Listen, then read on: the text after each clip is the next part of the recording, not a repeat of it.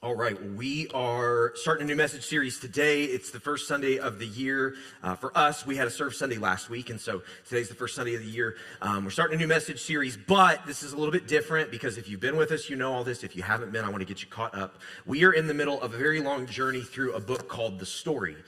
If you're not familiar with the story, it is an abridged chronology of the Bible, which, you know, are words we use all the time. So this is a shortened, condensed, and copy of the Bible that is put into chronological order, which is really cool because it illustrates and highlights, makes it very obvious the one big story the Bible is telling. The Bible in its kind of normal form is great. It's what I typically teach from. It's what you should typically read from. But it can be hard to see the one big story the Bible is telling sometimes because of how it's constructed.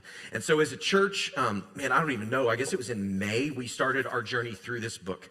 The book is 32 chapters, and we've kind of been taking our time going through it. Today, we're continuing that journey. So it's a new message series, but we're kind of in the middle of something else. Now, in a moment, I'll get you caught up on all that and let you know where exactly we are. I know even for those of us who have been going through it, it's been a while since we've been in it.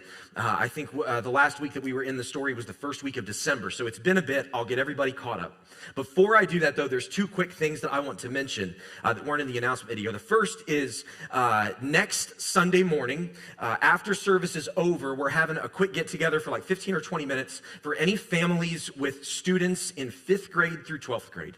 We are making some very, very big changes to our student ministry in the coming weeks and months that I am super excited about. Our student ministries team is really excited about it. I was a youth pastor for a long time, and I'm going to be involved with it a little bit, which is exciting to me because it's been a while since I've gotten to do that. But we're making some huge changes to the way that our student ministry operates. We want all families with students from 5th grade to 12th grade to kind of know about those, to know what's coming, because we're launching all that new stuff in the middle of February. So if you've got students from 5th grade to 12th grade, stick around after service for about 15 or 20 minutes next week. We'll kind of fill you in, let you know what's going on, and go from there. Secondly, you may have noticed on your way in this morning that there is a wooden box that looks like a school bus in the lobby. As a church family for the last few years, we have taken part in the Bountiful Backpacks program through the Big Walnut Local School District. And Bountiful Backpacks is a way to help provide meals for families who are in need throughout the school year. And so we've done this a number of different ways in the past. This year, we completely changed how we do Bountiful Backpacks. What you may not be aware of is that your generosity enabled us in the fall to just buy all the food that we needed to provide those families with food. We did a lot of serve stuff in the fall, and we didn't want to just keep tacking on, so we decided we'll just buy it in the fall.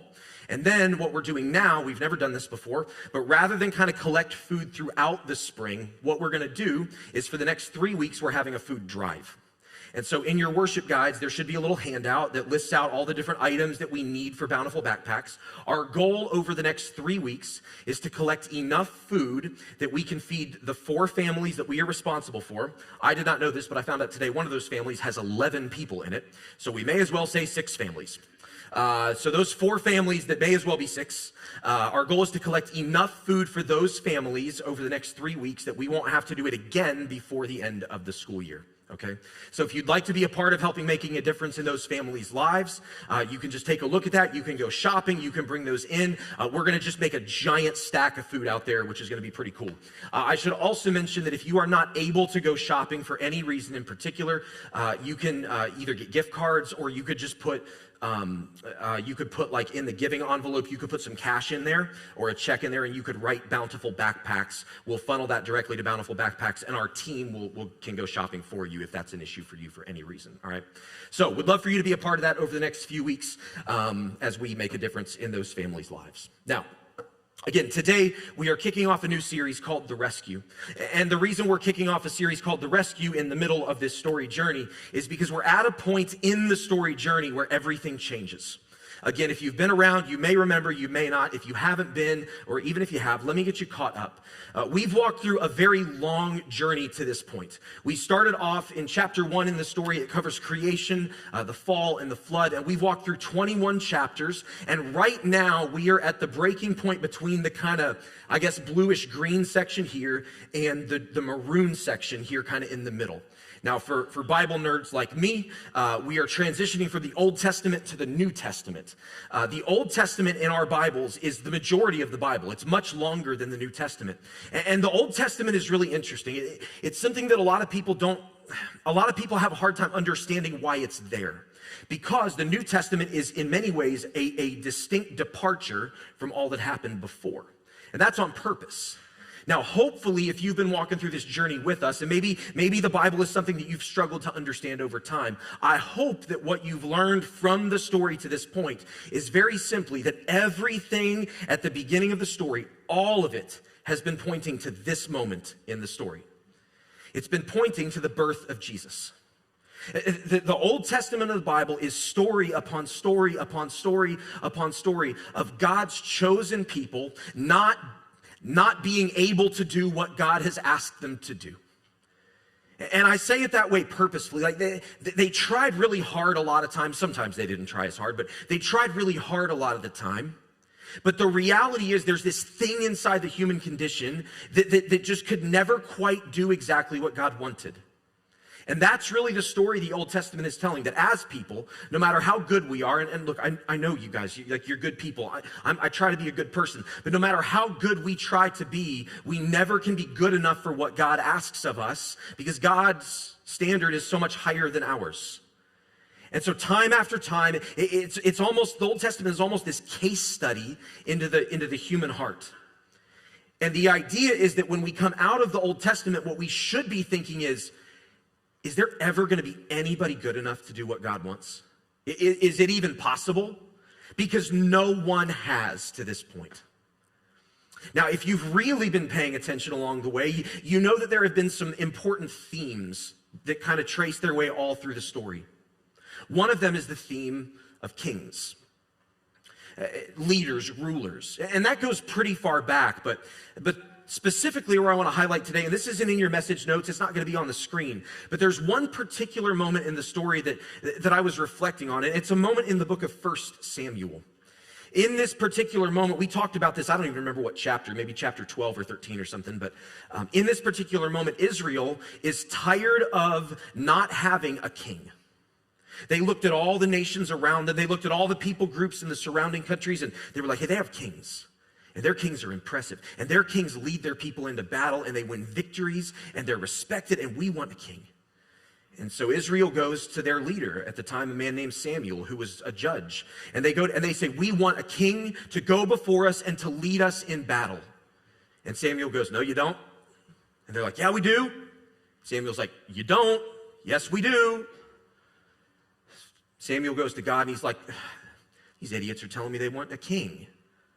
And God's like, okay, if they want a king, give them a king. But warn them what the king's going to do to them. So Samuel goes back and he warns them and he tells them all, like, here's what a king's going to do. And this is not going to turn out how you think or how you want. And the people are like, cool, let's do it anyway. I remember years ago, Karina was kind of starting to get into the Bible, and she was reading through some stuff in the Old Testament. And I remember her coming into office one day and she was like, Israel was really stupid. It's like, yep, that's a good takeaway from the Old Testament. They were pretty dumb. They just kept making the same mistakes. And this is just one more in the chain. God says, here's what I want you to do. And they're like, well, but what if we did it like this? And so they say, we do want a king. And then the kings come, and the first king is okay, but he ends up disobeying God. And the second king is amazing, a man named David, right? And David is this central figure in the Bible. I've spent a ton of time on David over the years. I love David. He might be my favorite character in the Bible. But even David got it wrong. And then there's these prophecies that start to happen. There's these prophecies that start to happen about how after David, things kind of fall apart for the nation of Israel, and they're exiled to foreign nations, and they're enslaved, and eventually these prophecies start to come, and God says to his people, I haven't forgotten you. I'm still coming for you. I'm going to rescue you. I'm going to set you free. I'm going to send someone. I'm going to send someone who's going to change everything. And often in those prophecies, there would be some little strain from the house of David. There would be these little snippets from David's line. These callbacks to David. Hey, remember David. Remember the king. Remember the greatest king in our history. Remember the one who made Israel great. Remember the one who did everything right except for that one really, really huge thing that he did completely wrong. Remember David, the coming king, the coming ruler is going to come from David's family. Now for us, family lines aren't a huge deal. I mean, some of us care about it more than others. You know, like I really wanted sons because I'm the last Schultz. It's like, I got to have some boys. And I got 2 of them, so did my job. You know, like, I don't really care about that. Like, for some of us, it matters a little bit. For others, it doesn't. In the Old Testament, family lines were everything. I mean, they were everything. You gained honor through a family line. You gained respect through a family line. If you could say, I come from the house of David, you were something. And so there were these prophecies over time that pointed back. And that's one of the coolest things about this kind of version of the Bible is it's a little easier to see those connections sometimes. The Bible is this incredible web of connections. And all the way back to David and all the stories we talked about with David. And now we come to this place in the story where things change. Everything shifts. Everything becomes different. And that coming king, that promised one from the line of David is about to be born. Now, we just finished the Christmas season. And I probably should have preached this message on Christmas Eve because we're talking about the birth of Jesus. And it's January 12th. So that's kind of weird. But here we are.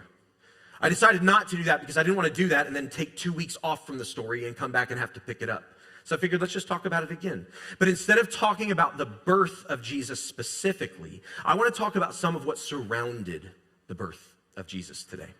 So with all that context in mind, with all we've covered in the story, and with this understanding that for all these years, God's been telling his people, I'm going to bring you home. I'm going to bring you back to me. I'm going to do it. It's coming one day.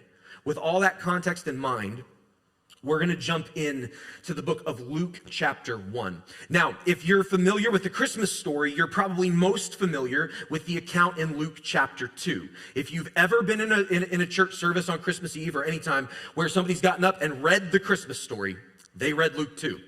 I guarantee it. That's the one we read because it's the most detailed one. In fact, 2 of the Gospels don't even tell the story of Jesus' birth. That's a whole other thing for another day, but they don't. But the most detailed account is from the book of Luke chapter 2.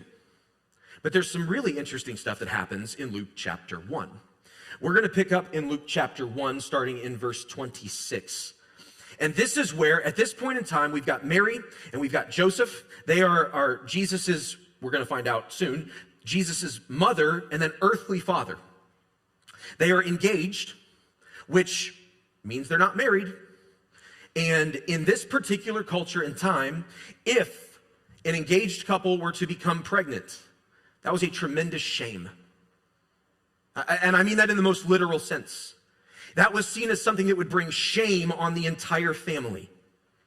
It was tremendously shameful to become pregnant outside of marriage in this culture. Obviously, in our culture, it's more normalized. I'm not trying to comment on that, but what I am saying is in this culture, this would have been a tremendously, for a woman to become pregnant outside marriage was tremendously shameful.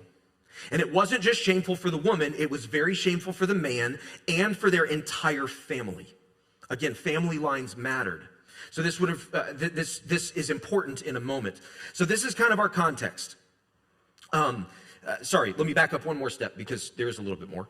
At this point in time, Mary has been visited, or Mary's cousin, I'm sorry, is pregnant. Listen, it's the first week of the year. My brain still hasn't totally woken up. Is anybody else there yet? Like I had Mike and Maddie. I love you guys. I was talking with Mike and Maddie this morning, who do not have children. And I was like, hey, how was your holiday? And they were like, oh, it's really relaxing. How was yours? And I was like, not that. It was not that. Because when you have kids, it's not that. It's not relaxing. It was good. Don't get me wrong. It was great. We had an awesome time. Relaxing isn't the word, right? Like, we closed down our church offices between Christmas and New Year's to give Karina time off. And it's a rhythm that we've always gone into. So I get to have that week off, and it's awesome. My kids also have that week off, which means I don't really have the week off. Right? So it is what it is. It's fine. It's good, but not the most relaxing time. So my brain is still waking up. So Mary has a cousin named Elizabeth. Elizabeth is pregnant. That's the context I needed you to have. All right. In the 6th month of Elizabeth's pregnancy, God sent the angel Gabriel to Nazareth, a town in Galilee, to a virgin pledged to be married to a man named Joseph, a descendant of David. So again, context matters here. Mary and Joseph, engaged couple, not married. David, a descendant of David. Joseph, a descendant of David. The virgin's name was Mary. The angel went to her and said, "Greetings, you who are highly favored. The Lord is with you." Now, I would imagine in this moment, if I was Mary, I'd be pretty pumped. I've got an angel visiting me. The angel's telling me that I'm very favored. This is good news, right? Things are about to be really good. They're not. Mary was greatly troubled at his words because, an angel's visiting her, and wondered what kind of greeting this might be. But the angel said to her, "Don't be afraid. You have found favor with God. You will conceive and give birth to a son, and you are to call him Jesus. He will be great and will be called the Son of the Most High. The Lord God," here it is again, "the Lord God will give him the throne of his father David, and he will reign over Jacob's descendants forever. His kingdom will never end." Pause. Sometimes one of the things that we do with the Bible that's really problematic is we dehumanize it. Sometimes we read these stories and we don't put ourselves in the people's shoes. We don't think about what would that have been? We read it and we're like, oh, that's really cool. God sent an angel to tell Mary she was going to get pregnant with his son. Come on. For just a moment, I want you to imagine going to your families and saying, "Hey, I've got some news." Let's rewind this to before Vanessa and I are married. We've got some news. She's pregnant. It's not mine. Well, it's God's. How's that conversation going to go over? Not well. It's not going to go. It's not. It doesn't matter how you frame that conversation. Nobody's like, "That's the most amazing thing I've ever heard."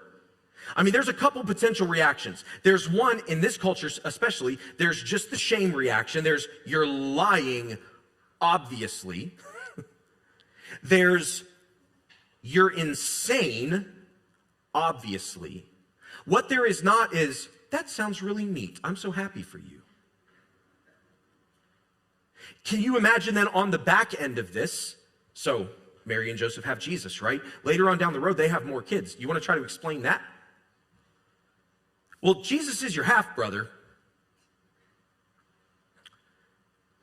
Well, his dad's God, so can you imagine as a kid, listen, I was the oldest. My sister's 3.5 years younger than I am. My sister didn't do wrong things, okay? I did the wrong things. I had all the mouth. I had all the attitude. Elizabeth mostly sat in her room and listened to my parents and I argue and fight and went, "I'm not going to do that." And that was kind of the dynamic in our household, right? Can you imagine what I would have had to have done to convince my sister that I was the Son of God? Any of you with siblings, what would your sibling have had to do? The family, this moment, for us now as we read it, and it's like, that's really cool. Mary was highly favored. Yes, that is all true. It is amazing. But sometimes we dehumanize these stories and don't think about these people as people who had families and who had families that used their brains and were just like, "Oh, God got you pregnant? That's great." Right? This would have been not just life-changing news, like world-shaking information. This would have put Mary and Joseph in a spot where they're like, "Oh my gosh, what do we do?" In fact, what we see in another one of the gospel accounts in the book of Matthew, I believe it's in the book of Matthew, is that Joseph was in that spot. Joseph, when Mary goes to Joseph and tells him, he's like, "What? Hold on. So you're pregnant by God. That's what you're telling me. That's the way you want to play this." And Mary's like, "Yes." Joseph's like, come on, again, put yourself in his shoes. What in the world do you do in that scenario? Do you believe her?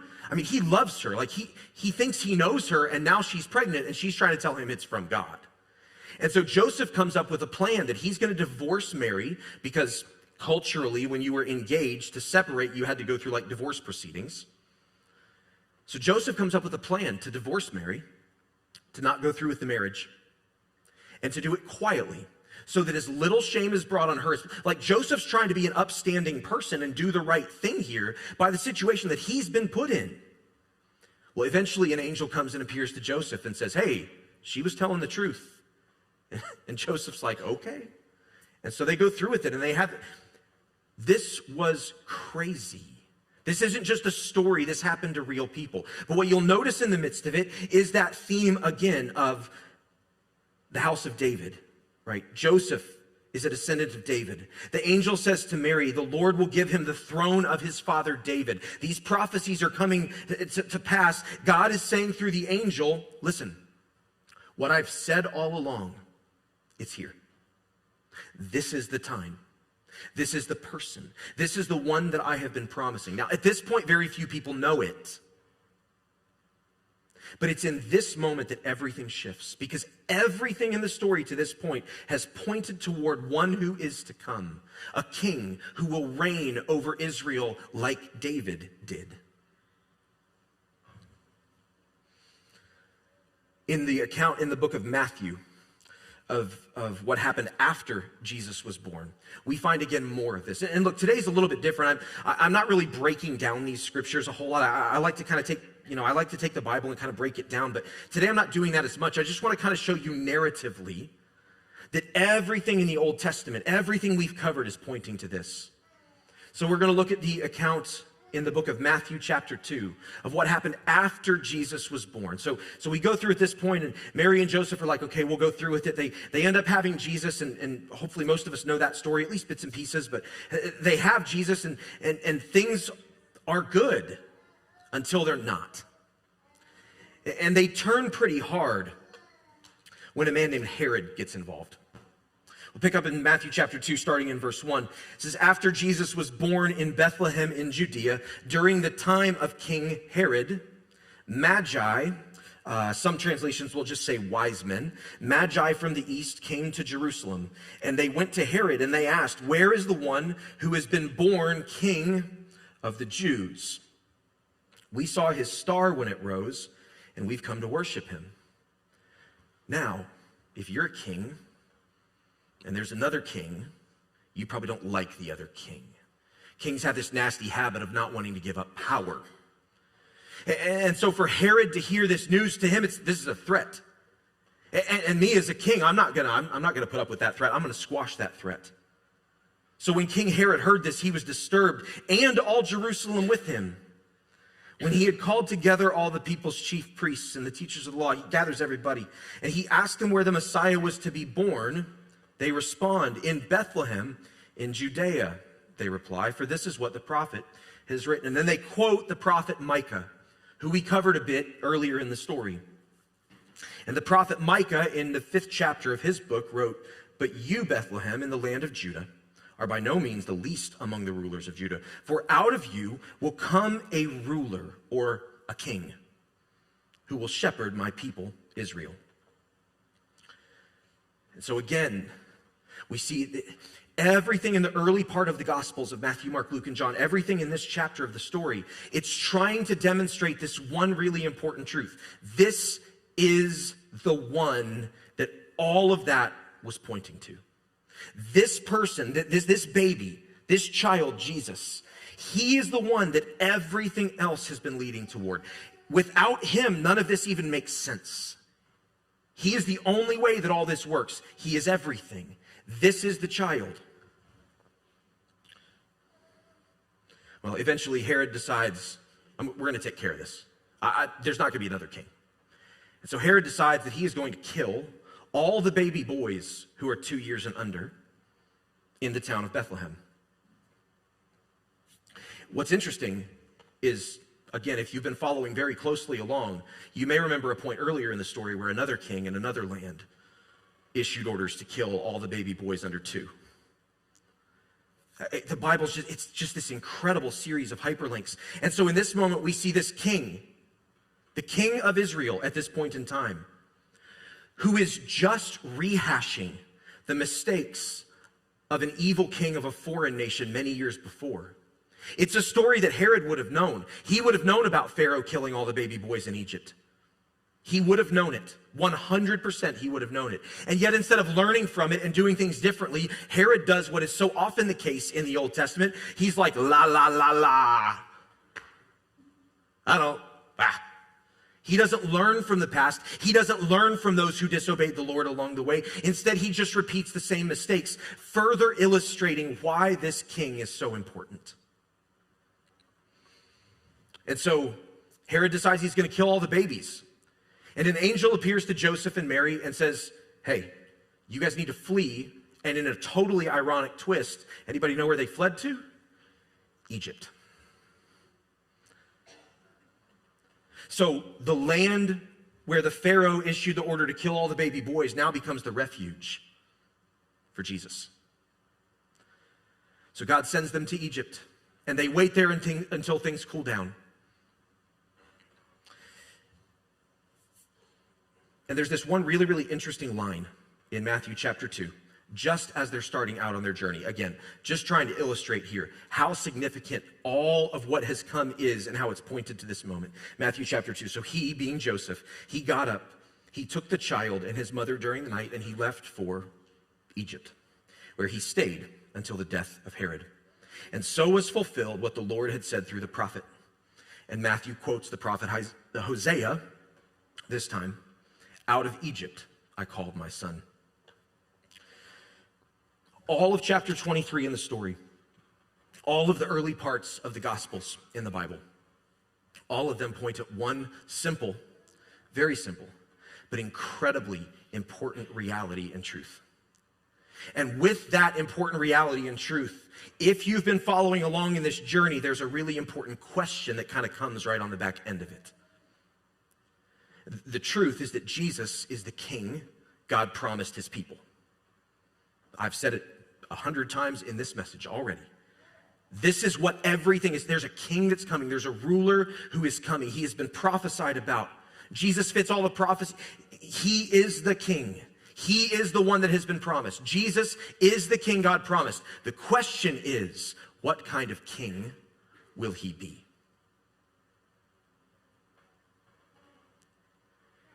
And that's a question that should naturally follow, because if we've learned anything from all these stories, this one big story that's been told through all these individual stories in the Old Testament, it's that we don't have a clue in the world what God's really looking for. We just get it wrong over and over and over and over. And all the kings, even David,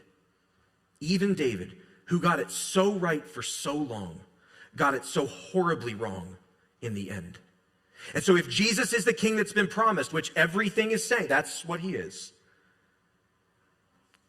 then what's the right king going to actually be like? What's interesting is Israel was asking this question, but Israel already had largely come up with answers. See, for most of the Israelites at this point, the nation of Israel was living under Roman occupation. The Roman Empire had expanded throughout the Mediterranean region, the Mediterranean rim, and they had conquered Israel many, many years before. And so although Herod was king of Israel, Herod was really like a regional administrator underneath the Roman emperor. And so Israel, once again at this point in their history, they are not what God has promised, right? God promised, I will make you into a great nation, but they're not their own nation anymore, again. And so for many Israelites, they have this image that the coming ruler, the coming king from the line of David, what do you think they thought? They thought he was going to be David again. And what did David do? David made Israel a nation. David overthrew all the surrounding kings. David brought wealth and prosperity, unlike any king had ever done before, and unlike any king would after.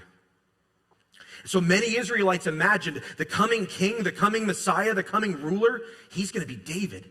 He's going to come in, and just like they said in 1 Samuel, he's going to be a king who leads us and who rules us and who leads us into battle and makes us victorious against our enemies.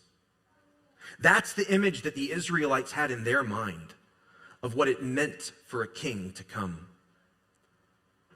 For us, if you're familiar with the Bible, if you've read the Gospels, you know that Jesus didn't do that at all. But for them, that's what they hoped for. That's what they expected. That's what they wanted. Because again, they had never learned from the story. Jesus is the king God promised. And everything from this point on in the story, for the next 5 weeks, we're going to be covering the Gospels. We're going to be walking through the stories of Jesus' life. And we're going to be answering that question. What kind of king was Jesus? He was the king. He was the promised one from the line of David. What kind of king was he? We'll be taking a deep dive into that. And then on the back end of it, as we finish up our story journey for a few weeks, we'll be answering the question, what does that mean for us? If Jesus was this kind of king, what do we do with that?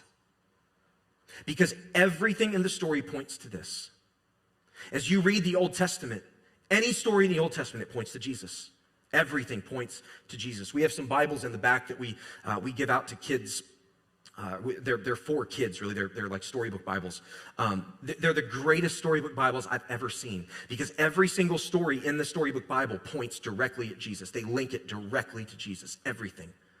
I didn't hear it that way growing up. I heard about David and Goliath, and I heard about Daniel and the lion's den. I heard about Jonah and the whale, and I heard about Adam and Eve and Noah and all these incredible, Abraham and Moses and all these incredible heroes of the faith. But I just heard them as stories. Nobody linked it for me. Nobody went, hey, look, all of this, it points to Jesus. All of it. And so for us today that are walking through this journey, and hopefully you want to finish this strong. I want to finish this journey strong. We've got a few more weeks left. So if you want to finish this journey strong as we move forward, I want you to have that question in the back of your mind with everything that you read over the next few weeks. If Jesus is the king that was promised, which he is, what kind of king was he? Was he a king that ruled like David with power and with might and with strength and with military force and with victories in battle? Or was he different? And if he was different, how? Because the kind of king Jesus is the kind of ruler God was always looking for his people, but who never quite showed up. Because every other ruler that showed up fell prey to everything that every human in history has fallen prey to. Pride, arrogance, selfishness. Every human before, every ruler before, every king was full of sin. But Jesus wasn't. Jesus was the king that was promised. Everything in the story to this point has led to this moment. The question is, what kind of king will he be? Read through the story with that question in mind, and over the next few weeks, we're going to break down the Gospels. We're going to break down the next few chapters of the book, and we're going to really do a deep dive into who was Jesus, what was Jesus like, and what does it say about who Jesus wants us to be. Let me pray for us today.